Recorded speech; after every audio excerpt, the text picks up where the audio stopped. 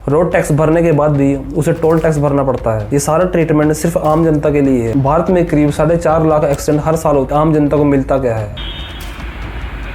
भारत पर ज्यादातर कार पर 28% जीएसटी देना पड़ता है। वहीं एम्बुलेंस पर भी 12% जीएसटी लगता है। इसके अलावा कंपनसेशन सेस भी देना पड़ता है, जो कि स्मॉल कार के लिए 1 से 2%, मिड कार के लिए 15% और लग्जरी ब्रांड के लिए आपको 22% तक देना पड़ता है। अभी भी यहाँ बात खत्म नहीं हुई। इसके अलावा आपको 4 से 18% तक रोड टैक्स देना पड़ता है और इसके अलावा इंश्योरेंस और रजिस्ट्रेशन चार्जेस भी देने पड़ते हैं। ये सब मिला के आपकी 8 लाख की गाड़ी आपको 10 से 11 लाख में पड़ती है। वहीं एक 35 लाख की SUV आपको 45 से 50 लाख में पड़ सकती है। वहीं अगर यही गाड़ी आप USA में खरीदते हैं तो वहाँ पे सिर्फ आपको 0 से 10% तक टैक्स देना पड़ता है। यहाँ तक कि आपको चाइना में भी 10% तक का ही टैक्स लगता है। भारत में टैक्स बाकी सभी कंट्रियों से ज्यादा है। इतना पैसा पे करने के बाद भी आपको सुविधाएं बांग्लादेश और पाकिस्तान जैसी ही मिल रही हैं। भारतीय रोड की हालत इतनी खराब है कि सस्पेंशन डैमेज होना, टायर फटना, कम माइलेज के साथ साथ और भी बहुत से पार्ट खराब होते हैं। भारत में गाड़ी लेना एक लायबिलिटी से ज्यादा कुछ नहीं है। भारत में गाड़ी रोड पर उतारना भी कुछ सस्ता नहीं है। जो तेल आप गाड़ी में डलवाते हैं उसका बेस प्राइस 35 से 40 रुपए है। इसमें cost of production, import plus oil company margin, फिर इसमें ऐड किया जाता है एक्साइज ड्यूटी, वैट और डीलर कमीशन। तो इसके कारण फाइनल प्राइस जो है वो 90 से 100 रुपए तक पहुंच जाता है। 2024 में ऑटोमोटिव इंडस्ट्री ने 20 लाख करोड़ का कंट्रीब्यूट किया था। इतना हैवी टैक्स पे करने के बाद भी एक आम जनता को मिलता क्या है? रोड पर बड़े बड़े गड्ढे जो बारिश के समय में स्विमिंग पूल बन जाते हैं, क्योंकि प्रॉपर ड्रेनेज की सुविधा नहीं है।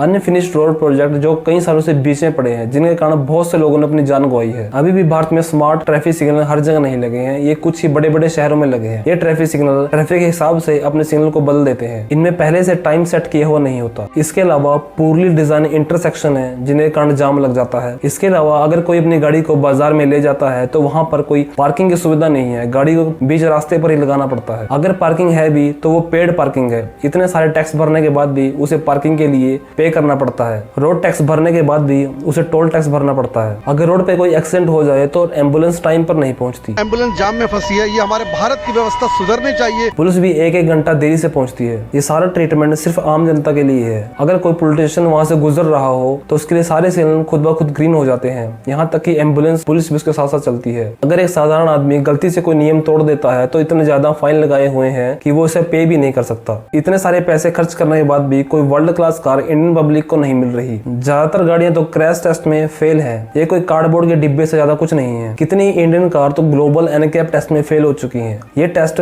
ऐसा टेस्ट है जिसमें गाड़ियों को क्रैश करके देखा जाता है कि उनकी सेफ्टी रेटिंग कितनी है, जिसमें Maruti WagonR 1 star, Alto K10 2 star और स्विफ्ट 2 स्टार और भी बहुत सी कारें हैं जिनका क्रैश टेस्ट फेल है। बहुत सी कारों का बॉडी स्ट्रक्चर तो इतना वीक है कि उसमें एयर बैग फिट करना भी एक बेवकूफी है। इसका कारण ये है कि भारत में क्रैश टेस्ट कराना एक ऑप्शनल टेस्ट है। कार कंपनी से कराए या ना कराए ये पूरी तरह उन्हीं पर निर्भर है। इंडिया में सिर्फ इस बात का ख्याल रखा जाता है कि एक कार को कितना लाइट वेट किया जा सकता है ताकि उसके माइलेज को बढ़ाया जा सके। भारत में करीब 4.5 लाख एक्सीडेंट हर साल होते हैं, जिसमें 1.5 लाख लोगों की मौत हो जाती है। आपको जानकर हैरानी होगी कि जितने वर्ल्ड में व्हीकल हैं उसमें से 1% इंडियन लोग होल्ड करते हैं और दुनिया में जितनी डेथ होती है उसमें से 10 से 11% इंडिया में होती है। ये रोड एक्सीडेंट भारत में 3 से 5% GDP का नुकसान करते हैं। किसी एक व्यक्ति के एक्सीडेंट पर कम से कम 5 लाख का खर्च आता है, जिसमें ICU केयर और सर्जरी शामिल है। 70% क्रैश विक्टिम गरीब घराने के होते हैं, जो कि उनके 6 से 7 महीने की सेविंग को खत्म कर देता है या फिर उन्हें कर्ज के नीचे ले आता है। अगर किसी की डेथ हो जाती है तो उसके परिवार को कम से कम 91 लाख का नुकसान होता है,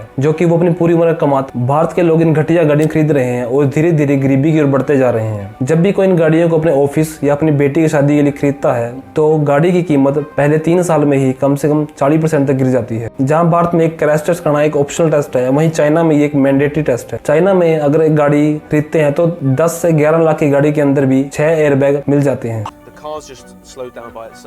बिना ड्राइवर के गाड़ियां ऐसे चलती है चाइना।